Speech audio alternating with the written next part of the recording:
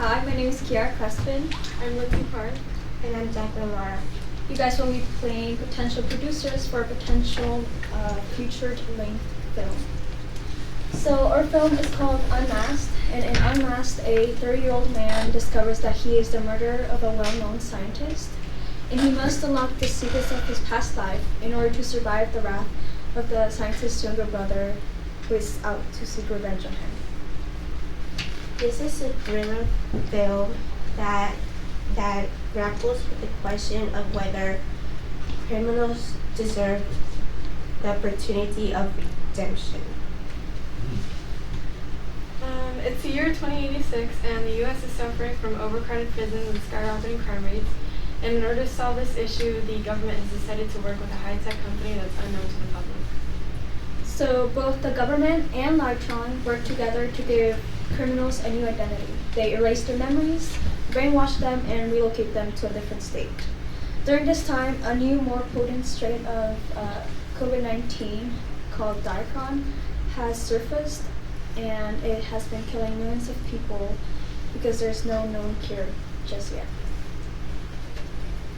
So, protagonist is Sam Barkley and Vivian Blackwood, which is the same person. And Sam Barkley is a 30-year-old office worker who lives lonely, a bland life, and has no close friends. As Vivian Blackwood is the past identity of Sam Barkley, and he is a murderer and a leader of Crim, which is a group of criminals. And there are two antagonists. Azima Haram is a highly intelligent 30-year-old hacker, and Jared is a cunning and greedy 34-year-old man, and he's willing to do anything for money. And there's also an evil secondary group called Crim, which is a group of criminals, and they go around and kill people and steal. So our secondary character is Atit Hiram. He is a 38-year-old scientist, and he's actually the one who found a cure for the Diacron virus. He is also the older brother of Azima Hiram. They are both very close and have a great bond. So when Azima found out that he was really shocked after finding out that his older brother was killed by a notorious criminal leader. So in Act 1, since Sam is like a office worker, he comes back and he ends up meeting with a stranger who is trying to kill him, to seek revenge on him for killing his brother. And so by this, Sam finally finds the truth about his past life and accepts that he is the past identity of Vivian Blackwood. And he also learns that the one he murdered is a famous scientist that he killed for the virus, for the cure of the virus, and in order to become rich. And in Act 2, Virion used to be the leader of a group of criminals, and the group of criminals, they find Sam and they reunite with him, and Sam eventually learns about their plan to lure Azima, who knows the cure for the virus, so they can take the virus and then kill him for some fame and money. And after learning about their plan, Sam has an internal conflict because he doesn't know whether he should go back to his old life as a murderer or be a good person and help Azima. So it's October 13th, 2086. It's the day of the meetup, and Azima is on his way to the secret lair, minutes before it hits midnight. Will Sam let Azima die, leaving humanity in the hands of a group of criminals, or will he make the ultimate sacrifice to keep the cure and save the final hope for humanity? So we were passionate about this story because there's a real issue going on here, and because we were trying to convey throughout the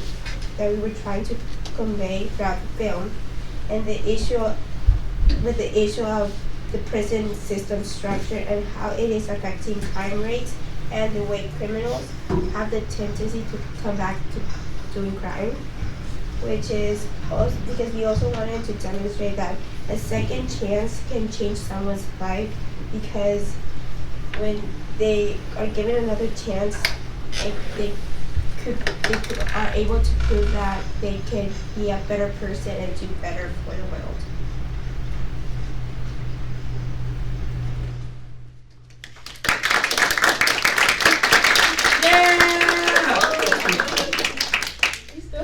Did you have some more? You told me to cheer for you. That's okay. Go ahead, Lindsey. You had one more thing to add, and I think Kyhara, you also had something. So the connection to research, my research is mainly focused on recidivism, and recidivism is tendency of a person to commit a crime again even after having already been in prison for a previously committed crime. And one cause of this is because, the rate of recidivism is really high in the U.S., and one reason for this is because our prison system is structured to mainly focus more on punishment rather than rehabilitation. So our research has influenced the revision of our story through the arc of our protagonist and setting the scene of our stories, since we were trying to focus on how recidivism has impacted the society through the overcrowding prisons and the skyrocketing crimes. So when our protagonist realizes that he is given a second chance, he decides to take it because he's not happy with the decisions he made in his past life, and he finds a way to redeem himself for his crime. Relating back to our research, prisoners are not really given that second chance or that second opportunity to get treatment or to get better. And the significance of producing this story is that recidivism is taking on a toll on society, and that it not only affects criminals and their family, but it affects everyone as well. And because in this film, crime rates are going up and overflowing the prisons, they decide to create a high-tech company in order to decrease crime rates. Overall, second chances can mean a lot, and they can also produce positive outcomes. If there's no second chance or opportunity given, how could someone ever prove themselves to become better? This is what we're trying to prove with our film. Thank you.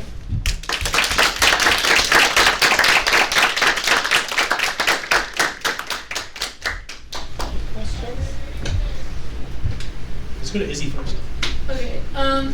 I mean, obviously the story has like some really important themes in my opinion. As like in your movie, do you want the audience to be more like?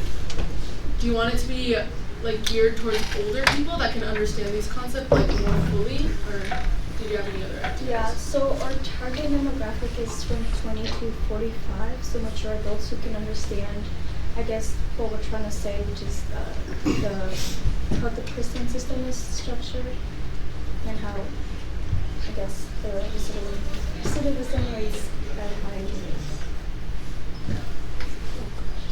Sky? Were you inspired by any movies like Blade Runner, for example? Actually, the idea came from Lindsey, so maybe you can say that. I don't know, I just kind of had a dream.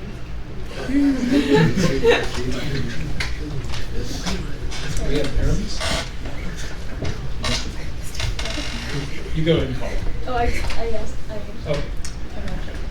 I'd say I'm very impressed with the plasticity of your idea in that it can be sort of adapted in many different ways. Like the concept itself is just very malleable and versatile. The concept of, having these prisoners that are wiped essentially and then, redistributed in society without any knowledge of what they have previously done. There's a lot of avenues that you could take that premise, and that's a very neat thing, just in terms of, if you ever wanted to expand the story or the characters or anything, there's a lot of room to build there.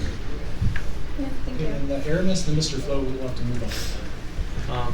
So I think the thing about when stories are talking about the prison system, it almost seems like it's usually talking about it from the outside, like how it confronts most of its most of the topics and issues about that. It's almost as somebody who isn't. It takes perspective of somebody who's affected by it, but isn't really like quote unquote engaged with it. Like maybe they're like maybe they haven't done anything like prison related, but they're like overseeing something or something like that. Or maybe it's been such far behind them that they aren't really all that like it's far behind them. So I think having something the topic that like something that's super recent. It talks about the prison system while it like the main story is inside of it. I think is something that I don't really remember seeing. If I have seen it before, I don't really remember seeing it and having this, and also plus Neo like cyber cities and all that Neo stuff. I'm like, oh, that's kind of cool. But I think it's a really nice thing. It's a really nice thing to see. I'd be pretty interested in if there was any future developments. And last comment from Mr. Phil. Sorry, Jay. So coming as a producer, I'm seeing 3 female creatives up there, and there's no female characters in the story. No, we